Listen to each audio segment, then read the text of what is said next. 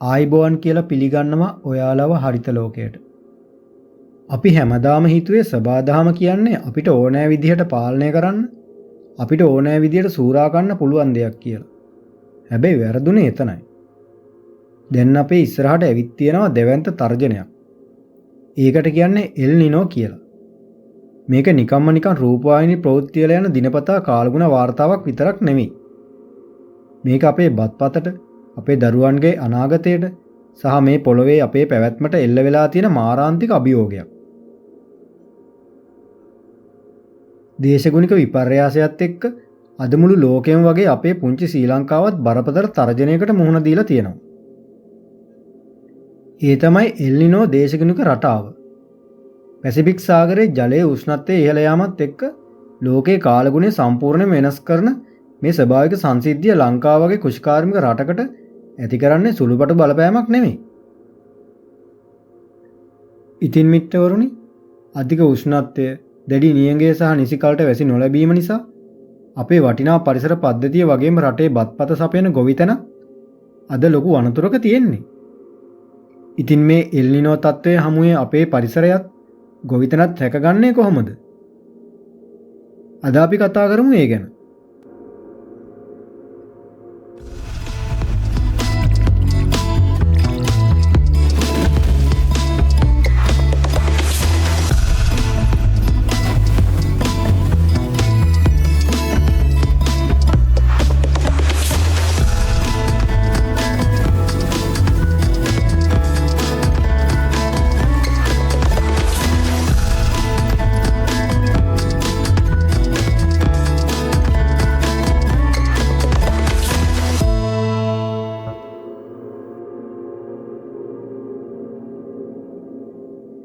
Pacific සාගරයේ ජල පෘෂ්ඨය Celsius අංශක කිහිපයකින් රත් වෙද්දී ඒකෙන් ඇතිවන දේශගුණික සුලිසුළඟ මුළු පෘථිවියේම දේශගුණය උඩි යටකුරු කරනවා. ලංකාවේ අපිට ලැබෙන්න ඕන මෝසන් වැස්ස අතුරුදහන් වෙනවා. පොළොව වියලිලා පිපිරලා යද්දී අපේ ගොවිතැන විතරක් නෙමෙයි මුළු ජීව පද්ධතියම අද මරණාසන්න තත්යකට පත් වෙමින් තියෙන්නේ.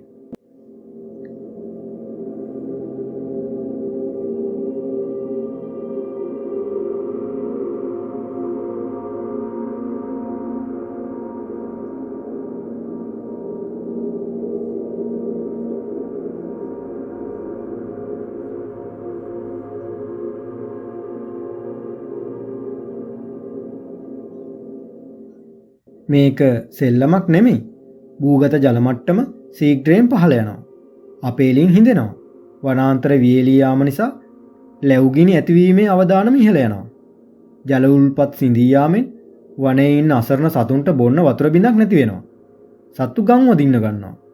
මිනිස් අලි ගැටුම තවත් දරුණු වෙනවා.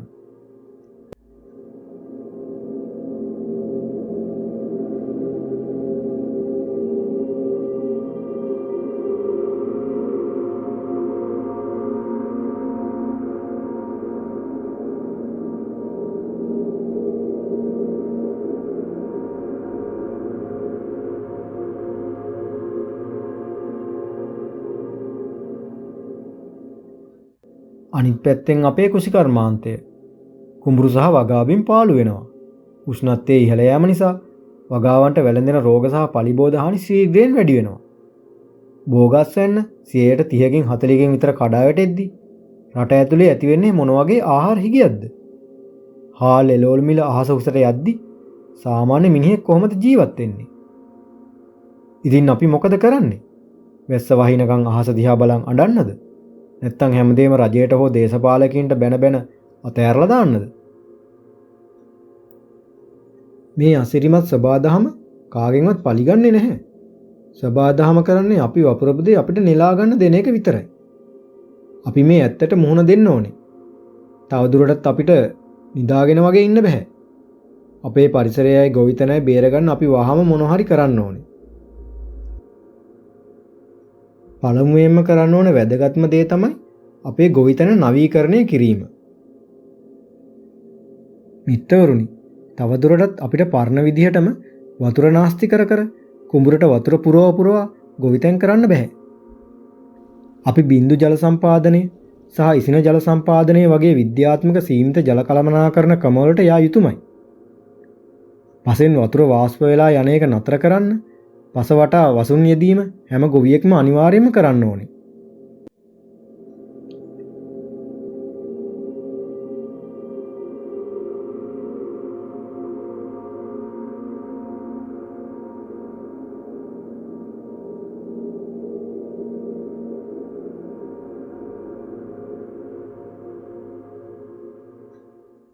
ඊළඟ කරුණ තමයි භෝග තේරීම. අධික ලෙස වතුර ඉල්ලන භෝග වෙනුවට නියඟයට ඔරොත්තු දෙන කුරක්කන්, මුං ඇට, කවුපි, තල, අල වර්ග වගේ අතිරේක භෝග වලට අපි මාරු වෙන්නම වෙනවා. ඒ වගේම වර්තමාන දෙමුහුන් වී වර්ග වෙනුවට අපේ පැරණි සාම්ප්‍රදායික දේශීය වී වර්ග, ඒ කියන්නේ සුවඳැල්, මාවි, පච්ච පෙරුමාල් වගේ වර්ග නැවත වගා කරන්න ඕනේ. මොකද ඒවායේ නියඟයට සහ රෝගවලට ඔරොත්තු දීමේ ස්වභාවික හැකියාව වැඩි නිසා. ඊළඟ එක තමයි මිත්‍රවරුනි, රසායනික පොහොර සහ කුමිනාශක වලින් තවදුරටත් පස මිය දෙන්න එපා. කොම්පෝස්ට් සහ කාබනික ද්‍රව්‍ය පසට එකතු කිරීමෙන් පසෙහි ජලය රඳවා ගැනීමේ හැකියාව ඉහළ යනවා. ඊළඟ වැදගත්ම දේ තමයි අපේ පරිසර පද්ධතිය රැක ගැනීම.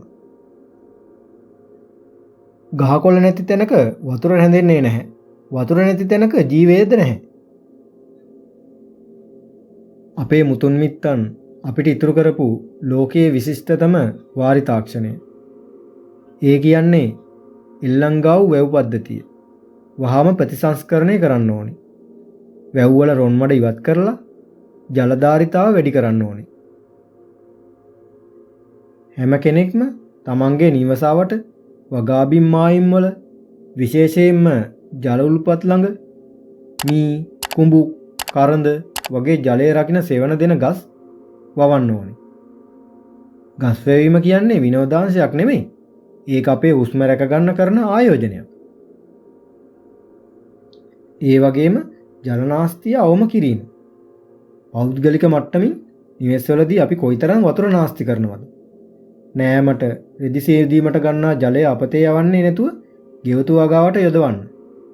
වෙසි ජලය රැස් කිරීමේ ක්‍රමවේද හැම නිවසකම හැම කර්මාන්ත ශාලාවකම ස්ථාපිත කිරීම අනිවාර්ය විය යුතුයි. මේක හොඳින් මතක තියාගන්න. මිත්‍රවරුනි, එල්නිනෝ කියන්නේ සබාදහම අපිට දෙන අවසන් අනුතුරු ඇඟවීමයි. සබාදහමට මිනිස්සු නැතුව පැවැත්මක් තියෙනවා. හැබැයි මිනිස්සුන්ට සබාදහම නැතුව තප්පරයක්වත් ජීවත් වෙන්න බෑ. සබාදහම අපේ අවශ්‍යතාවලට හැඩගැහෙන්නේ නැහැ. අපිටයි සබාදහමේ වෙනස් වීම් වලට අනුව බුද්ධිමත්ව හැඩගැහෙන්න සිද්ධ වෙන්නේ. දේශපාලන වාද විවාද, පෞද්ගලික ලාභ භෝජන පැත්තකින් තියලා ජල බිඳුවක් නෑර රකින්න පරිසරයට ආදරය කරන බුද්ධිමත් සහ වගකීතු මිනිස්සු විදිහට අපි අදම මේ මොහොතේ ක්‍රියාත්මක වුණොත් විතරයි ඊට දවසේ අපේ දරුවන්ට ජීවත් වෙන්න පුළුවන් මට්ටමේ රටක් ඉතුරු වෙන්නේ. නැත්තම් අපිට උරුම වෙන්නේ මහා කාන්තාරයක් විතරයි. තීරණය තියෙන්නේ ඔබ යතේ.